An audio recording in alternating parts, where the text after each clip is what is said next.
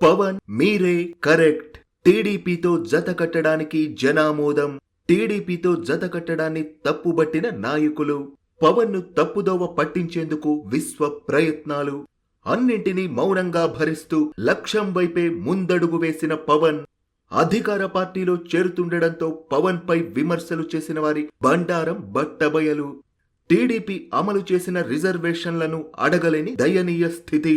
జనసేన అధినేత పవన్ కళ్యాణ్ ప్రజానాయకుడిగా ఆవిష్కృతమయ్యారు. పవన్ తీసుకున్న నిర్ణయాలు సరైనవేనని కాలమే రుజువు చేసింది. విశాల దృక్పథం, అభ్యుదయ భావాలతో ప్రజాసేవ చేసేందుకు రాజకీయాలలోకి అడుగిడిన పవన్ కళ్యాణ్ ను కులచట్రంలో ఇరికించి తమ స్వార్థ ప్రయోజనాలకు వాడుకోవాలని చూసిన కుహనా నాయకుల బండారం కాస్త బట్టబయలైంది. ఆయా నాయకుల ప్రస్తుత వైఖరే పవన్ కళ్యాణ్ ను కులం ఊబిలో కూరుకుపోకుండా ప్రజానాయకుడిగా ఆవిష్కరింపజేసింది. తెలుగుదేశం పార్టీ అధినేత చంద్రబాబు నాయుడుతో జత కట్టడం అదేదో పెద్ద మహానేరం అన్నట్టుగా కొంతమంది నాయకులు నానా యాగి చేశారు. తమ సామాజిక వర్గాన్ని తెలుగుదేశం పార్టీకి తాకట్టు పెడతారా అన్న స్థాయిలో ఆగ్రహావేశాలు వ్యక్తం చేయడం జరిగింది. పొత్తులో భాగంగా 60 నుంచి 80 స్థానాలు కావాలని, 2.5 సంవత్సరాల పాటు ముఖ్యమంత్రి పదవి కావాలని చంద్రబాబును ఎందుకు అడగలేదంటూ పవన్ కళ్యాణ్ ను ఎత్తిపొడిచారు. తమ సామాజిక వర్గానికే ద్రోహం చేశారంటూ పవన్ పై తీవ్ర ఆరోపణలు గుప్పించారు.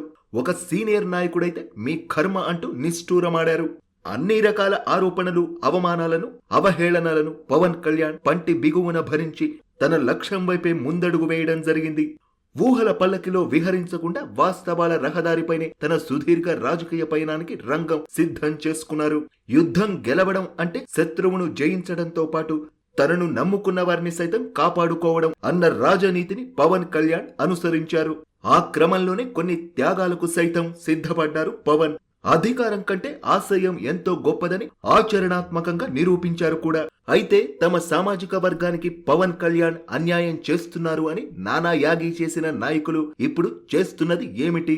తమ సామాజిక వర్గానికి 60 నుంచి 80 వరకు అసెంబ్లీ స్థానాలు, 2.5 ఏళ్ల పాటు ముఖ్యమంత్రి పదవి అన్న డిమాండ్ను అటకెక్కించి అధికార పార్టీలో భేషరతుగా చేరడం దేనికి సంకేతం? వారి వైఖరి ఆ సామాజిక వర్గానికి ఏ విధంగా న్యాయం చేసినట్టు అవుతుంది? కాపులకు ప్రత్యేకంగా రిజర్వేషన్లు, కాపు కార్పొరేషన్ భవనాలకు నిధుల కేటాయింపు, విదేశీ విద్యా పథకాలు వంటి వాటిపై వారికి ఏ విధమైన హామీ లభించింది అన్న ప్రశ్న తలెత్తుతోంది. ఓబీసీ కోటాలో 5% కాపు రిజర్వేషన్ను తెలుగుదేశం పార్టీ అమలు పరిచిన విధంగా దానిని పునరుద్ధరించమని అధికార పార్టీని డిమాండ్ చేసే దమ్ము, సత్తా ఆ నాయకులకు ఉందా? ఎందుకంటే కాపులకు రిజర్వేషన్ అమలు సాధ్యం కాదని అధికార పార్టీ అధినేత గత ఎన్నికల సమయంలో బాహాటంగానే స్పష్టం చేయడం జరిగింది. దీనిలో అధికార పార్టీని తప్పుపట్టాల్సిన అవసరం లేదు. ఎందుకంటే వారి వైఖరి ఎన్నికలకు ముందే స్పష్టం చేశారు కాబట్టి. అయితే కాపు రిజర్వేషన్ల కోసం రాష్ట్ర స్థాయిలో సుదీర్ఘ పోరాటం జరిపిన నాయకులు ఇప్పుడు రిజర్వేషన్ సాధ్యం కాదు అని చెప్పిన పార్టీలో చేరడం దేనికి సంకేతం? ఒకప్పుడు విలువలకు మారుపేరుగా నిజాయితీ పరులుగా నిలిచిన ఆ నాయకుల వైఖరి హఠాత్తుగా ఎందుకు మారింది అన్న సందేహాలు తలెత్తుతున్నాయి. వీటన్నిటినీ విశ్లేషిస్తే పవన్ కళ్యాణ్ ను కొంతమంది సొంత సామాజిక వర్గ నాయకులు ఉద్దేశపూర్వకంగానే అణగదొక్కేందుకు ప్రయత్నించారు అన్న అనుమానాలు వ్యక్తమవుతున్నాయి. అయితే పవన్ ఆ ట్రాప్ లో చిక్కుకోకుండా వ్యూహాత్మకంగా వారందరికీ చెక్ పెట్టడం జరిగింది.